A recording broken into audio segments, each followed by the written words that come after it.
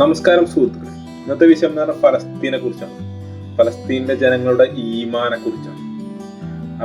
അവരോടും ഈമാനുള്ള ഒരാളും ഈ ലോകത്ത് ഇന്ന് ജീവിച്ചിരിക്കില്ല എന്നാണ് എൻ്റെ വിശ്വാസം. കാരണം അവരുടെ കാര്യങ്ങളൊക്കെ വളരെ ഭംഗിയായിട്ട് മുന്നോട്ട് പോകുന്നു. കാരണം അവരുടെ കല്യാണങ്ങൾ അവിടെ നടത്തുന്നുണ്ട്, അവർ ഈദ് ഫംഗ്ഷനുകൾ നടത്തുന്നുണ്ട്.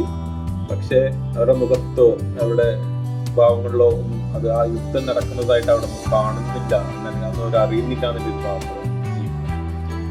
പിന്നെ എത്രത്തോളം ചെറിയ ജനത ഇസ്രായേലിന്റെ അത്ര വലിയ സൈനിക ബലല്ലേ, അല്ലെങ്കിൽ ആയുധ ബലല്ലേ ആളുകളോട് നിരായുധരായ ഫലസ്തീനികൾ കരുത്തോടെ അല്ലെങ്കിൽ ഭയങ്കര ഒരു ആവേശത്തോടെ അല്ലെങ്കിൽ ചെറുത്ത് നിൽക്കണമെങ്കിൽ അവരുടെ ഈമാൻ എത്രത്തോളം ഉണ്ട് എന്ന് നിങ്ങളൊന്ന് പറഞ്ഞു.